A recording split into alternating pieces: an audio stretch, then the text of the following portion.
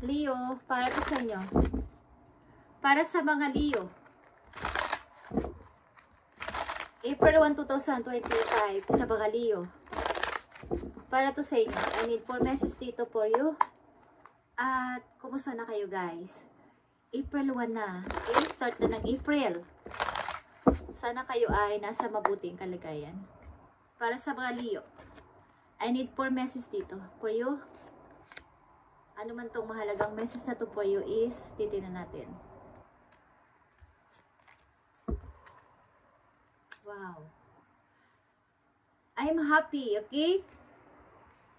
I'm happy because sa magagandang opportunity na dumating at darating pa sa buhay ko.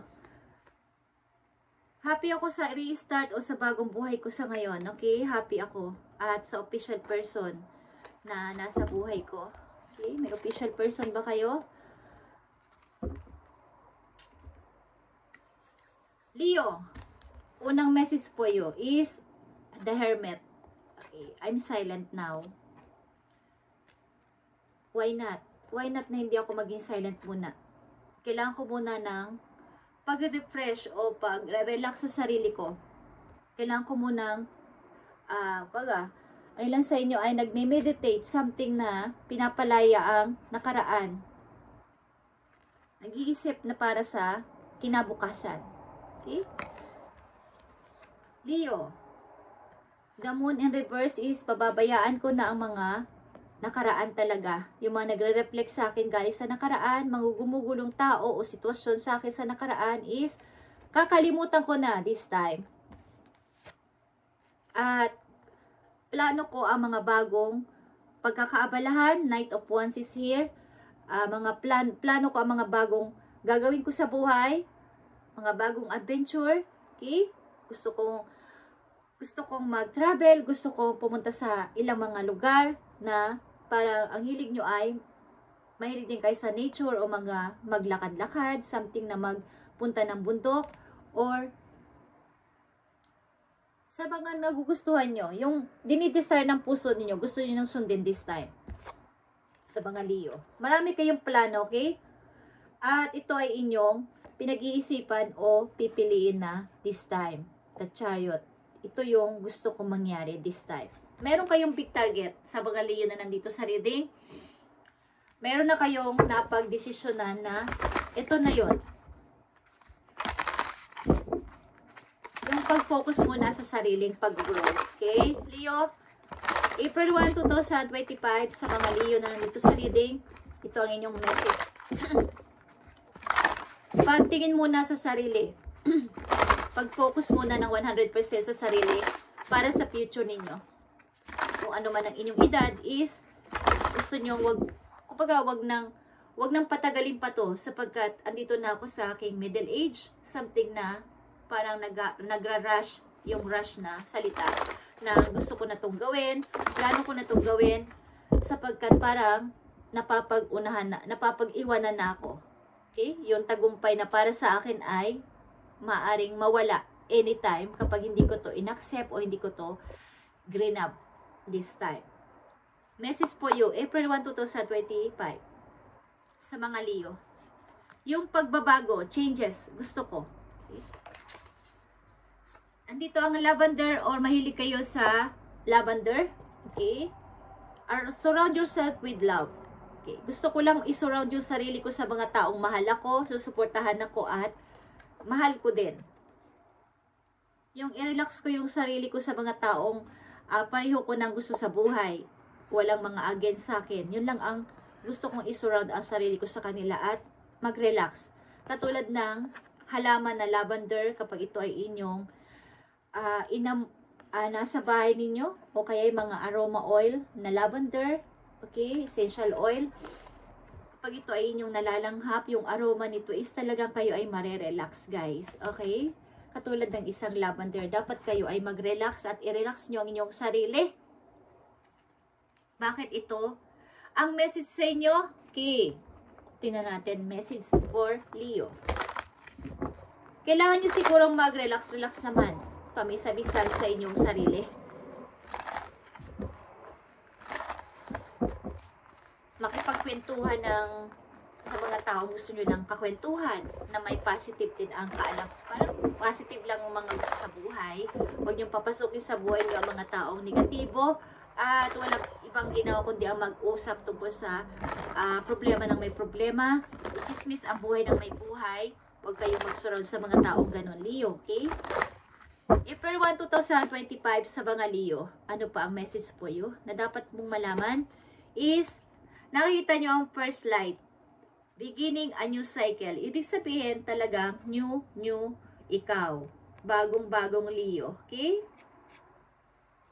Beginning a new cycle for you and shout out to the heaven with happiness. Sapagkat ikaw ay magiging masaya o masaya na this time. So, ito yung iyong pag-restart. Katulad ng The Empress na nakita nyo kanina is I'm happy, sabi nyo. Okay? I'm happy sa sitwasyon ko ngayon. Happy ako bilang ako ngayon. Bilang isang ako ngayon, happy ako. And walang makakapigil nito sa akin. April 1, 2025, sa mga Leo, isurround nyo ang iyong sarili sa mga taong may positibo lang na iniisip at hinahangad sa buhay. Huwag kayong huwag niyong papasukin sa inyong sarili o sa inyong buhay ang mga taong negatibo at walang ginawa kundi ang paninira sa ibang tao at pagdadown sa ibang tao. Maaaring ini-welcome nyo ang bagong Leo. Ako to, bagong ako. Okay? Leo, April 1, 2025 for you, message for you today. Ito ay first light. Beginning a new cycle. Parang itlog ng isang ibon, okay? Parang sanggol. Beginning. Restart, rebirth ng isang Leo na nandito sa reading. Bagong Leo. Parang sanggol na walang alam sa buhay, walang problema, masaya. Okay, bago mga tao na mamimit niya sapagkat siya ay kasisilang lang, diba? So may mga tao siyang mamimit na mga bago. Bagong Leo. Message po you. Uy. Divine guidance is here. Okay, Leo? The search for meaning in life. Consider an alternative approach. Surround yourself with wise teachers and friends. Okay? Amen. Like I said, isurround nyo ang inyong sarili sa mga wise teacher and wise na mga friends lang. Yung may mga positibong kaisipan, mga good energy, okay? Yun lang, doon lang kayo mag-surround sa mga taong ganito. Parang, nag-isip kayo na, kaya nandito ang The Hermit is, yung mga bago lang na, bagong energy lang ang dapat kong papasukin sa buhay ko this time. Napag-isip-isip ko ang meaning ng life o purpose ko dito sa mundo na kailangan kong mabago, kailangan kong may baguhin, kailangan kong baguhin ang routine ko, kailangan kong baguhin ang mga tao na nakakasalamuha ko, aalisan ko ang mga tao at mga bad energy, bad na mga kaugalian sa aking paligid, okay?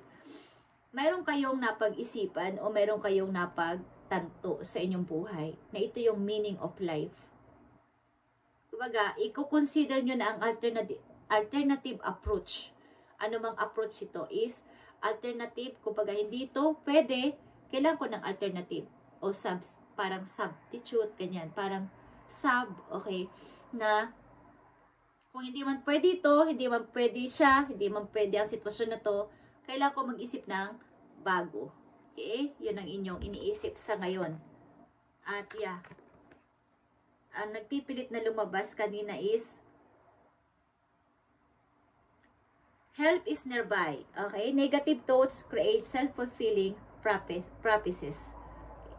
May mga taong tutulong sa inyo sa paligid na magbibigay sa inyo ng pag-asa sa buhay na kayo ay aangat sa kaperahan. Huwag kayong mag-alala. Leo, okay? May taong nasa paligid nyo lang, malapit lang, natutulong sa inyo para kayo ay umunlad sa inyong pagre-restart sa buhay. So, kayo ay magpatuloy lang. Huwag kayong matakot na mag-restart. Makakaipon kayo ng money at makakapagbagong buhay. Okay? Para sa mga Leo, April 1, 2025, para sa inyo, sa mga Leo na nandito sa reading, I need message for Leo. Nakikita ninyo ang inyong energy. Dito ang solar plexus chakra is ito ay light. Ito ay number 3, ito ay restart again. Okay?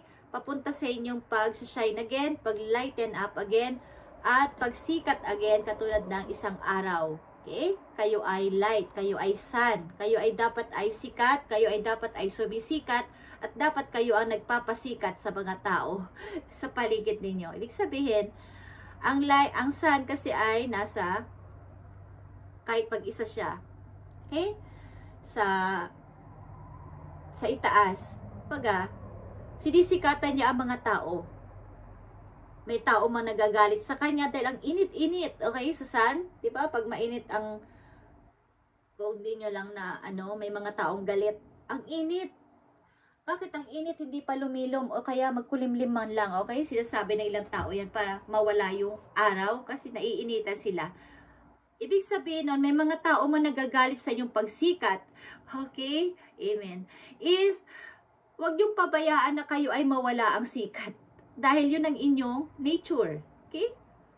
Bago lumubog ang araw, kayo ay sisikat. Ibig ko sabihin, okay, ako ay tumatayo ang balahibo. Okay? Sapagkat, nafe-feel ko to. Okay? Ang inyong reading. Na kayo ay sisikat again, sa inyong pagbangon again, sa inyong new cycle, ay kayo ay magkakapera again, makakaipon again. Okay? Huwag niyong pabayaan na kayo ay may mangilan-ngilan nagsasabi ng ganyan. Bakit ba sumisikat yan? Okay. Katulad nga ng isang araw, katulad na sinabi ko, is may mga ayaw ng maaraw. May mga ayaw ng mataas ang sikat ng araw. Sapagkat masakit sa balat, masakit sa paningin. Okay, yan ang naririnig ko. Okay, na sinasabi sa inyo ng ilang tao, masakit ka sa paningin ko. O, bakit ka sikat? Okay, bakit ka sumisikat? Okay, Leo? So, yung pabayaan na kayo ay, kahit hindi nyo naririnig ang mga ganitong word, para sa inyo, may nagsasabi nito para sa inyo. Okay? So, huwag yung pabayaan na kayo ay kanilang mapabagsak. Babagsak lang kayo after kayo ay sumikat. Okay? Ibig sabihin, katulad ng isang araw, siya ilulubog lang after ng kanyang, bawa, alas 5 na o alas 4 na, palubog na siya, diba? So, sisikat naman ang buwan. Kasi yun ang kanyang nature. Okay. So, yung pabayaan na kayo ay pabagsakin nila. So, katulad na sinabi ko dito, the hermit is here. Pag-iisip-isip ito papunta sa inyong future at ayaw nyo nang papasukin ng mga tao sa buhay nyo na mga negative at mag-surround lang kayo sa wise teachers and wise friends sa inyong paligid like this. Okay? Lavender. Mangilan-ngilan man sila, but ito ay totoong tao, totoong may pag-ibig sa buhay, totoo ang mga sinasabi at hindi mga chismosa, okay? Leo. Thank you Lord, thank you universe. Sa reading para sa mga Leo. Okay, nakikita nyo to guys, okay? Kasasabi ko lang ng universe is nagpakita sa inyo ang universe. Is ito ay 21 is number 3 pa rin ito guys. Restart ito, restart, rebirth, beginning, new cycle. Leo, ito ay iyo ng pakiramdaman at i-apply sa iyong sarili ang reading na to. Okay? Nandito ka na at nakawala ka na at nagmamasid-masid ka sa kanila. Wala kang pakialam. Parang isang, alam niyo yung bagong laga na itlog, kapag binalatan natin is makinis at makintab. Parang ikaw ito, Leo. Okay? Restart. Malinis. Clear. May clear communication sa lahat. At maganda. Pogi. Okay? Kailangan nyo ng restart sa buhay.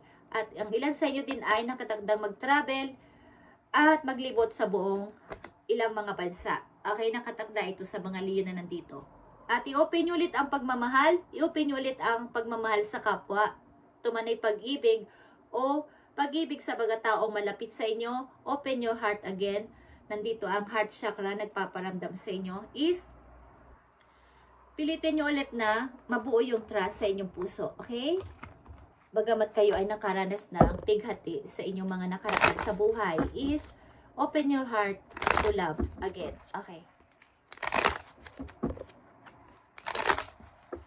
Thank you God, thank you universe.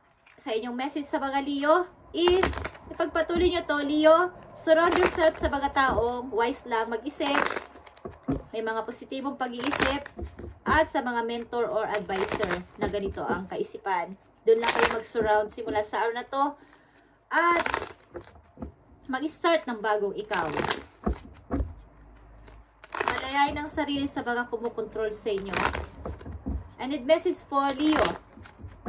Advice man sa mga Leo o message, I need message. Thank you. Perhaps you are reminded all too often just how quickly the pace in your life can shift. One change after another. You are learning to adapt and grow. Be kind and gentle with yourself. Ibig sabihin nito, maaring ups and down, kubawa, may mangyayaring pagbabago, may mangyayari ulit na sitwasyon na hindi maganda, parang quick lang, parang mabilis ang mga pagbabago sa buhay ninyo ay madali mo lang naman na-adapt o na-handle ng maayos ang sitwasyon mo. Ito man ay good or bad situation, na-handle mo ng maayos sapat ikaw nga ay isang Leo, is maging kind ka din at gentle sa iyong sarili. Ibig sabihin, magpahinga sa mga holidays ninyo at mag-relax paminsan-minsan. Yan ang inyong payo. Okay, Leo? Marami mga pagbabago ang magaganap sa inyong buhay. Ito man ay mabilisan o mabagal, is mararamdaman ninyo sa buhay ninyo na may mga pagbabago kayo, mga nangyayari o mangyayari sa inyo. So, kayo ay maging, kumbaga, pakiramdaman nyo rin ang sarili nyo kung nagkukulang na ba ako sa tulog, hindi na ba ako nakakakain ng mga masustansya. So, bigyan ninyo ng pansin ito. Okay, Leo? Thank you and God bless sa mga Leo na nandito at ito ang inyong reading. Beginning, a new cycle is for you at talagang ito ay napakagandang reading para sa inyo at gawin nyo to guys at kumbaga, ito ay mangyayari sa mga Leo na nandito sa reading na katakdang bigyan ng message today. At alam niyo to sa inyong sarili kung ito ay inyong nararanasan o mararanasan na sa kasalukuyan. Thank you and God bless Leo. And pagpalain kay ni God at talagang kayo ay sisikat. Maraming mga nagagalit o magagalit sa inyo, walang makakapigil sa pagsikat ng isang Leo. Okay? O sa pag-angat ng isang Leo sapagkat kayo ay the sun. Okay? Kayo ay nagpapasikat o sumisikat. Alin man dyan. Nagpapasikat, sumisikat, o sisikat. At walang makakapigil sapagkat yun ang inyong nature. Mula pagsapit ng alas 6, alas 5 pa lang, is umaangat na ang araw. Okay? So, pag time na mayroon ding makulimlim o yan ay mga problema o mga nangyayaring bad sa inyong buhay, huwag kayong mag-alala at talagang sisikat ang araw sa umaga. Okay? Minsan umuulan, makulimlim, but hindi pwedeng hindi sisikat ang araw. Yan ang lagi niyong tatandaan. Hindi pwedeng hindi ako aangat sa buhay. Bagamat may problema ako, bagamat may mga pasanin ako mabigat, 2 or 3 days, o 1 month, or ilang buwan is, ako ay aangat muli. Okay? Mabilis man yan o mabagal. Thank you and God bless Leo. And pray always. Meditate din. Okay? At kung gusto nyo lang, mag-ano kayo ng lavender sa inyong room, sa inyong tulugan, pag naamoy nyo ang aroma ng lavender, talagang kayo ay marerelax. At ito ay may kaugnayan sa inyo. Okay? Thank you and God bless Leo.